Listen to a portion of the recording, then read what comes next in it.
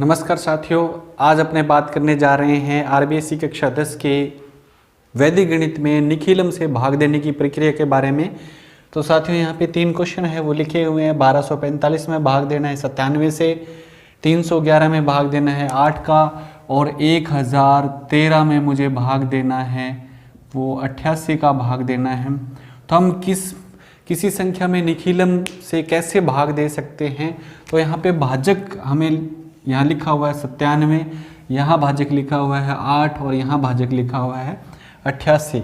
तो जैसे मैं पहला ही क्वेश्चन ले लेता हूँ अपना 97। तो इसमें जो भाजक दिया गया है, मुझे जो भाजक दे रखा है वो क्या दे रखा है 97। तो ये अपनी आधार संख्या है। इसकी आधार संख्या कौन सी है? इसका आधार है वो कितना है 100 है। वो 100 संख्या के नज़दीक है, इसलिए इसका आधार कितना है 100 दिया गया है हमें। अब हम निखिलम में किससे भाग दे सकते हैं? जिनमें भाजक संख्या है वो अपने आधार से क्या होती है, छोटी होती है। जैसे इसमें भी दे रखा है आधार संख्या इसकी हो जाएगी 10, तो ये अपनी आधार संख्या से छोटा है। इसकी आधार संख्या 100 के नज़दीक है, तो इसकी आधार संख्या 100 है, ये 100 से भी क्या है, कम है। तो निखिलम में हम किन संख्याओं को भाग दे सकते हैं? जिनमें भाजक है वो अपने आधार संख्या से क्या होते हैं, छोटे होते हैं। तो यहाँ पे मैं क्वेश्चन को लिख लेता हूँ। तो क्वेश्चन में हम ध्वजांक विधि की तरह ही हम यहाँ इसको 3 खंडों में विभाजित करते हैं। ये प्रथम खंड होता है, ये मध्य खंड है, और ये आ गया अपना तृतीय खंड।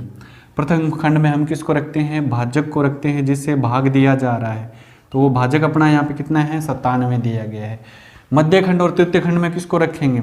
तो जितने यहाँ पे आधार में 0 है, जैसे 97 का आधार है वो अपना कितना है 100 है, 100 में 2 0 है, तो इस भाज्य के में 2 अंक है वो तृतीय खंड में रखता हूँ, और बाकी सारे के सारे अंक है वो मैं मध्य खंड में रख देता हूँ। और यहाँ पे जो पूरक संख्या है,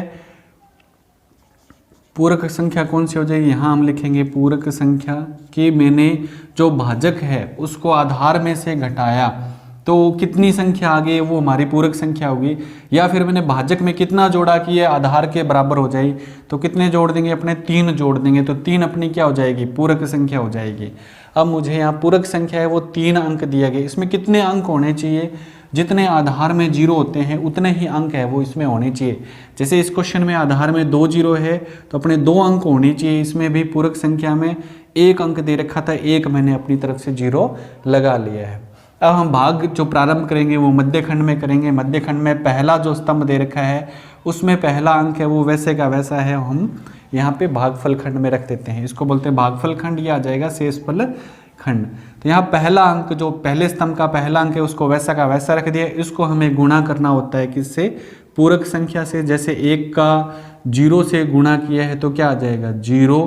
पहला खंड तो हमने वैसे का वैसा ही नोट कर दिया है। यहाँ पे 1 को 0 से गुणा किया 0, 1 को 3 से गुणा किया है तो वो आगे वाले स्तंभ के नीचे लिख दूंगा।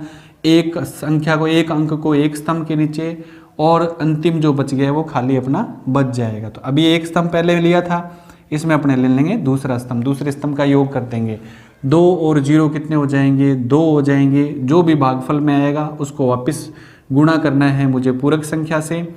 0 का गुणा 2 का गुणा किया मैंने 0 से तो कितना आया है 0, और 2 का गुणा किया है मैंने 6 से तो कितना आया है 6। अब हमारा जो अंतिम खंड है उसमें सारे के सारे स्तंभ है वो हमारे कंप्लीट हो गए। अंतिम स्तंभ था 5 वाला, तो 5 वाले के नीचे भी संख्या आ गई है। तो जब ऐसा हो जाएगा तो अपना भागफल है वो, ये भाग है वो भाग देने की प्रक्रिया पूरी हो जाएगी। अपने इसको भी जोड़ देते हैं, 5 और 6 11 का 1 आ जाएगा, 4 और 3 7 और 1 कितने आ जाएंगे 8। यहाँ जो भी आएगा वो अपना क्या हो जाएगा, भागफल हो जाएगा, और इधर जो भी आएगा उसको अपने क्या लिख देंगे, शेषफल। तो इस तरह से इस क्वेश्चन में अपना भागफल आ रहा है 12 और शेषफल आ रहे हैं अपने 81। अब इसी तरह से दूसरा प्रश्न भी ले लेते हैं। यहाँ एक बात और आपको ध्यान रखनी है कि शेषफल में जितने भी बच रहे हैं वो अपने भाजक संख्या से क्या हो रहे हैं, छोटे होने चाहिए। तो शेषफल जितना भी बचता है अपने सामान्य भाग देते हैं, उसमें भी शेषफल है वो भागफल से क्या होता है, छोटा। तो यहाँ भी अपने को ध्यान देना है कि 81 है वो 97 से छोटा है। कई बार ऐसा होता है कि वो शेषफल है वो भाजक से क्या होता है, बड़ा होता है। जैसे अपने आगे वाले क्वेश्चन में ही है, आगे वाला क्वेश्चन में एक और क्वेश्चन अपने को दिया गया है, यहाँ पे लिख लेता हूँ 311 भाग 8।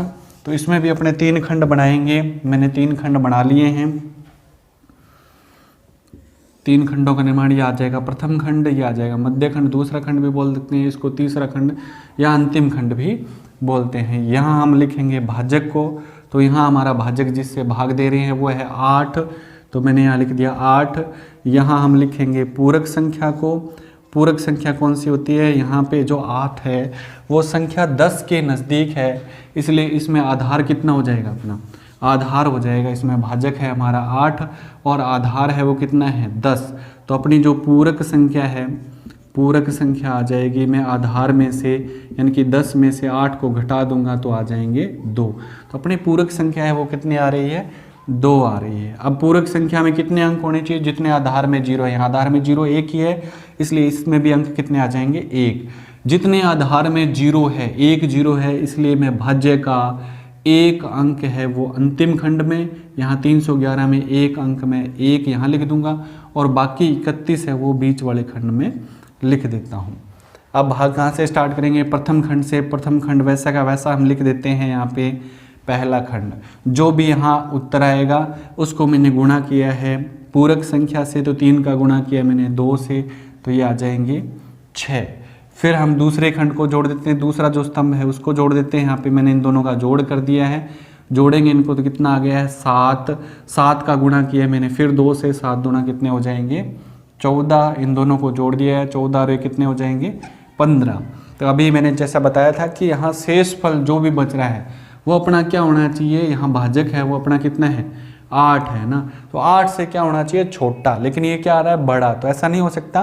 तो इस कंडीशन में अपने को क्या करना है, यहाँ एक बार मैं 1 जोड़ दूंगा और एक बार यहाँ से मैं एक भाजक है वो मेरा घटा दूंगा। जैसे भाजक कितना है अभी अपने को दे रखा है 8, तो इसको घटा कर लिख देते हैं, इसको जोड़ दिया है मैंने, ये आ जाएंगे 37 और 1 38, और यहाँ 15 में से 8 के कितने बच जाएंगे 7। घटाना क्या है, जोड़ना है, एक बार भाग और जाएगा, तो एक बार मैंने इसमें 1 जोड़ दिया है भागफल में, और घटाया क्या भाजक है वो अपने यहाँ से घटा देंगे। तो अभी भागफल, अभी जो शेष फल बच रहा है वो क्या है अपना भाजक से छोटा है, तो इस हिसाब से भागफल है वो आ रहा है अपना 38, और शेष फल क्या आ रहा है यहाँ पे 7 है वो अपना क्या आ रहा है शेष फल आ रहा है।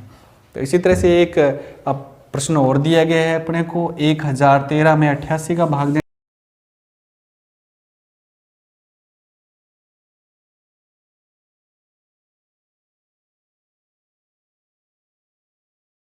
को बराबर में 88, यहाँ पे आ जाएगा आधार, आधार है वो किस संख्या के नज़दीक है, ये 100 वाली संख्या के नज़दीक है, तो आधार आ जाएगा 100 अपना। तो पूरक संख्या कैसे ज्ञात करते हैं, पूरक संख्या बराबर में आधार माइनस में भाजक, तो ये आ जाएंगे 12। तो अपनी पूरक संख्या है वो हो गई है 12। पूरक संख्या में उतने ही अंक होने चाहिए जितने आधार में 0 है, तो आधार में अपने पास 2 0 है, तो पूरक संख्या में भी 2 अंक आए हुए हैं। अब जितने आधार में 0 है उतने ही इसके अंक मैं तीसरे खंड में, यानी कि 1 और 3 है वो मैं तीसरे खंड में, और बाकी सारे है वो मैं क्या लिख दूंगा मध्य खंड में लिख देंगे अपने।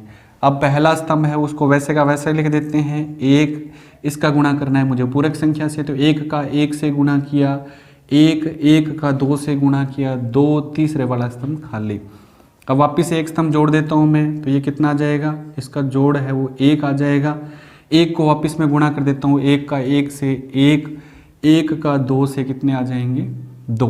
अब अपने अंतिम स्तंभ है उसके नीचे संख्या आ गई है, तो यहाँ भाग पूरा हो गया है, इनको जोड़ देते हैं, 3 और 2 5, और ये आ जाएगा 1 3 और 1 कितने आ जाएंगे 4। तो अपना जो भागफल है वो आ गया है, भागफल है वो आ गया है 11, और जो शेष फल आ गया है वो कितने आ गए हैं 45, क्योंकि इस बार शेष फल जो 45 है वो अपने भाजक 88 से क्या है छोटा दिया गया है। तो इस तरह से हम निखिलम विधि से भाग है वो कर सकते हैं। अगर आपको ये वीडियो पसंद आया है तो इसको लाइक शेयर और सब्सक्राइब कीजिए। Thank you.